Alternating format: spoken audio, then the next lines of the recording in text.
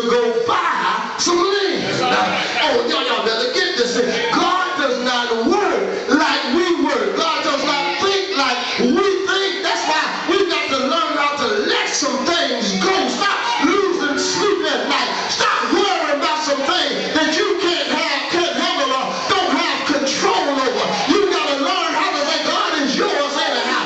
I'm just a steward over it. You told me to just take care of it. And if I just take care of it, you'll take care of me. Tell your neighbor, just be a good steward. Stop worrying. Stop being all upset. Don't worry about losing a job. God got plenty work for you. Don't worry about losing houses and cars. God got plenty of houses and cars. You just stay with the Lord. I wish I had somebody who said, yeah, I'm in that predicament, but I'm going to stay with God. I know it's rough right now, but I'm going to stay with God. I got anybody in the choir say, I'm going to stay with God. I got any in the congregation say, it's rough right now, but I'm going to stay with God.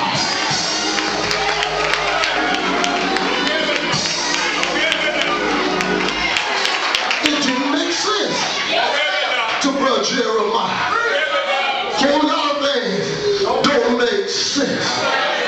We serve a God we can't see. To the world, it don't make sense. We come to church Sunday after Sunday, still going through the same thing. To the world, it doesn't make sense. It's not supposed to make sense. The problem with us is we're trying to have the mind of God without looking through the lenses of God. God see farther than we see. God see where you are now, and you see where you are now. But God also see where you're going to be. Oh, somebody ought to get excited. That means I'm not going to be right here always. That means I'm not going through always. Somebody said, I'm so glad someone don't lack always. Because I want to look down the corridor of time and saw his breakthrough there, saw his deliverance there. Can anybody see their breakthrough? Can anybody see their deliverance? You got to see it for yourself.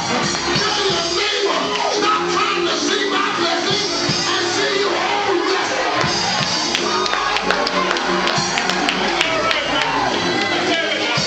Oh, bless him, man. Jeremiah, buy the land.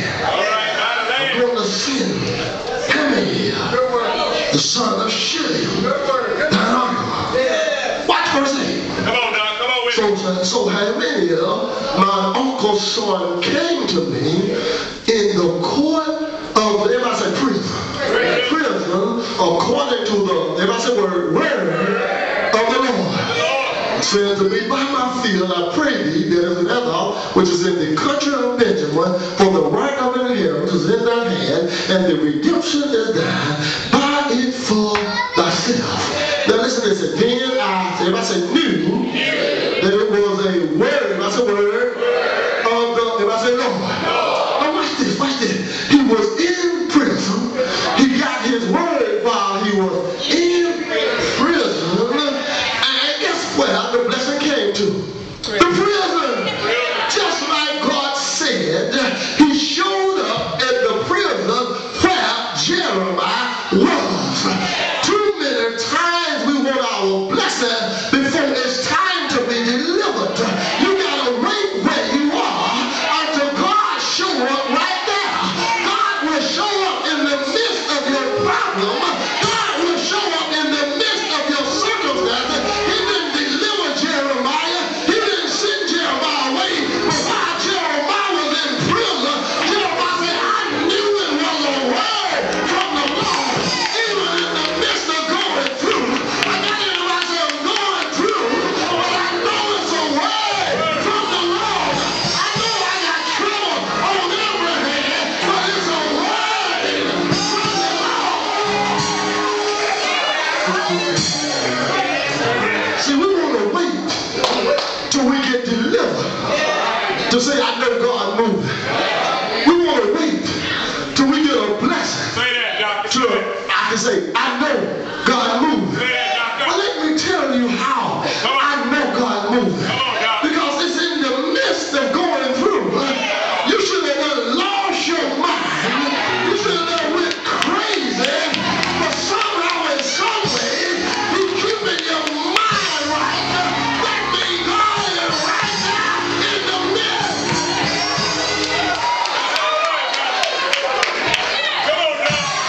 You know you were there when you couldn't deliver yourself. Anybody ever been on drugs? Couldn't get off them. Couldn't shake them. Should have died. Should have OD'd. Folks counted you out.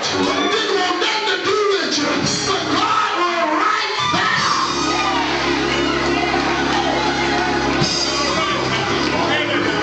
See, you were there before he delivered you. I wish somebody knew what I'm talking about. Somebody going through something. He's right there before your breakthrough. He's right there before your deliverance. He's right there before your healing. If you're going through something today, don't get all upset anymore, but tell the Lord, thank you for being by my side.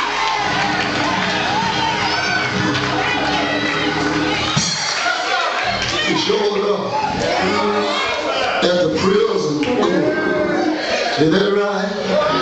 So I heard Brother Jeremiah said I bought the field of Hamiel, my uncle's son, that was in Andover, and I weighed him the money. He was 17 shekels of silver, and I subscribed the evidence and sealed it and took witnesses and weighed him the money in balances. So I took the evidence of the purchase, both that which was sealed according to the law and custom, and that was open, and I gave the evidence of the purchase unto Barak, the son of Neriah, the son of Manasseh, in the sight of Hamiel, mine other son, and in the presence of the witness, the subscribed the book of the purchase before all the Jews that sat in the court of the prison, and I charged and buried before them, saying, thus said the Lord of hosts, the God of Israel, take these the evidence of the purchase, both with the seal and the evidence which is open, and put them in earthen vessels, that they may continue down many days, telling the preacher of what he is. Jeremiah saying, Jeremiah is telling us, I got the evidence that my blessing is on the way.